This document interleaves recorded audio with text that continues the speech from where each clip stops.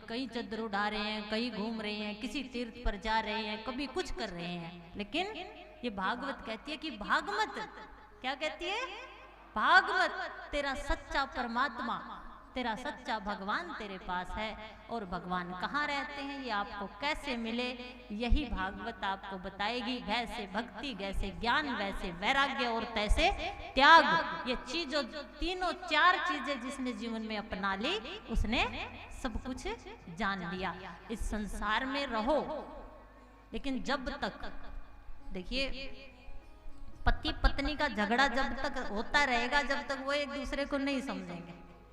पति पत्नी के रिश्ते बिजली के तारों की तरह होते हैं, सही जुड़ जाए तो प्रकाश ही प्रकाश, और गलत जुड़ जाए तो जिंदगी भर झटके ही झटके, झटके ही झटके। उसी प्रकार आपको इस संसार में रहते हुए अगर आपने इस संसार को समझ लिया तो पीड़ा नहीं होगी। क्या करना है, क्या करना है कि इस संसार में दी हुई जिम्मेवारियों के साथ मैं इन जिम्मेवारियों को बड़ी आसानी से निभाकर उस परमात्मा को पा जाऊं, और वो परमात्मा कहीं दूर नहीं, आपके अंदर है। एक बात पूछूं, आपको किसने बनाया है? किसने बनाया है? मानते हो ये बात? कौन कौन मानता है? ठीक है, आपको परमात्मा ने बनाया है, और परमात्मा के ये संसार भी परमात्मा ने बनाया है, तो इस संसार भी परमात्मा का है और हम भी परमात्मा के हैं।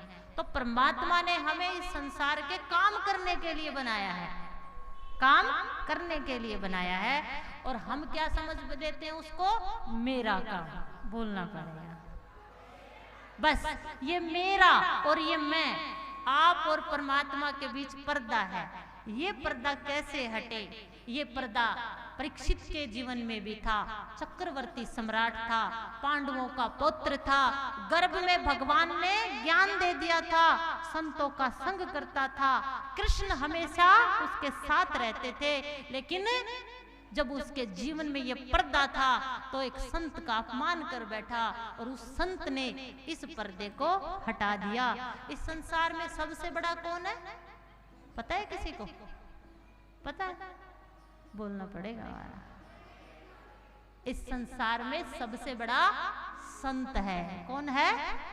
और संत कौन है? चाहा गई चिंता मिटी, मनवा बेपरवाह, और जिसको कछु ना चाहिए वो शहंशाहों का भी शहंशाह, जिसे कुछ नहीं चाहिए। बोलना पड़ेगा हमारा। और कैसे बड़े हैं बताऊं? आप कहते हो भगवान भोलेनाथ बड़े हैं, कोई कहता विष्णु बड़ा है, कोई कहता है ब्रह्मा जी बड़े हैं।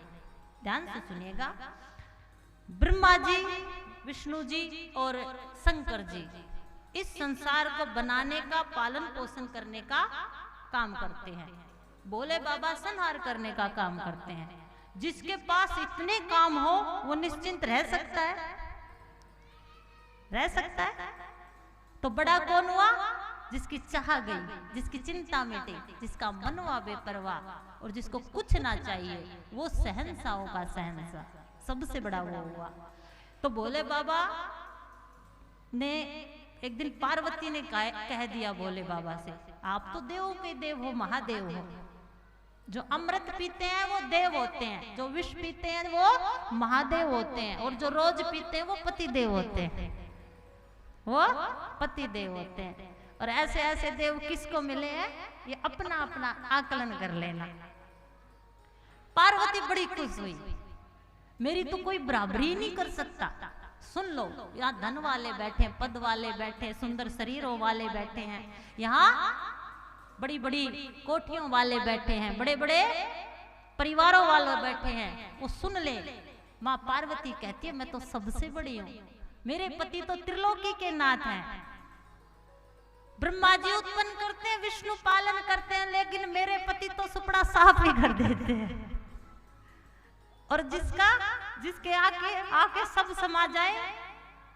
अब इस शहर में बड़े बड़े पैसे वाले भी है, पद वाले, व्यापार वाले हैं, लेकिन कोई शहर में एक ऐसा हो कि आ जाते ही सब खत्म, तो उसे तो सब डरेंगे, वो तो सबसे बड़ा हो गया। अब शमशान से सबको डर लगता है, बोलना पड़ेगा। लगता है ना, लेकिन चाहे लगे ना लगे एक दिन जिंदगी एक किराए का घर है, एक ना एक दिन बदलना पड़ेगा। मौत जब तुझको आवाज देगी घर से बाहर निकलना पड़ेगा। इसलिए तो पार्वती कहती है मैं तो सबसे बड़ी।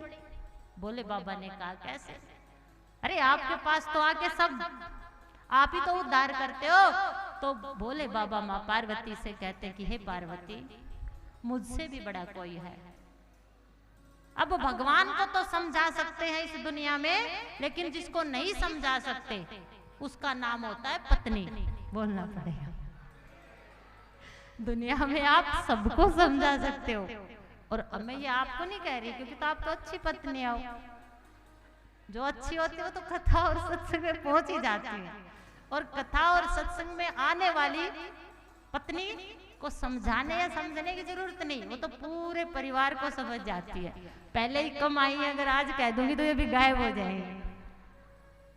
अब भोले बाबा ने सोचा ये ऐसे नहीं समझेगी, तो जितने भी भाई हाथ उठाना जो पत्नियों से परेशान। कोई बात नहीं, सबको अपने कर्मों का मिलता है। अब माँ पार्वती भी नहीं समझी तो भोले बाबा संसार में लेके आए हैं। और भोले बाबा की कथा से आपको सीखना चाहिए कि जब वो समझा रहे हैं तो हमें भी जिंदगी भर समझाने का प्रयास करना चाहिए। अब जैसे ही भोले बाबा माँ पार्वती को लेके गए तो एक फक्कड़, एक संत, आज किसी का देह छूटी थी, किसी की मृत्यु हुई थी, चिता जल रही थी, और वो फक्कड़ वहीं बैठ के रोटियां बना रहा था। वो देखिए, जिसके जीवन में गुरु उसी का जीवन शुरू, और जिसके जीवन में संत नहीं उसके जीवन में शांति नहीं आ सकती। लेकिन गुरु किसको माने, संत किसे कहें? बड़े ध्यान से सुनिएगा। आपके जीवन के खालीपन को तीन ही चीजें भर सकती हैं, संत और भगवान का नाम और ये शास्त्र। अब भोले बाबा ने आवाज लगाई, फक्कड़ रोटियां बना रहा है, पीछे से भोले बाबा ने आवाज लगाई, भूखा हूं। एक रोटी बनाई, ऐसे ही दे दी। भोले बाबा ने फिर कहा भूखा हूं, दूसरी बनाई, फिर दे दी। भोले बाबा ने कहा भूख शांत नहीं हुई, तीसरी भी दे दी। तो भोले बाबा ने कहा रे मुड़ के तो देख ले, मैं कौन हूं? तो उसने कहा मुझे इससे कुछ लेना देना नहीं कि आप कौन हो।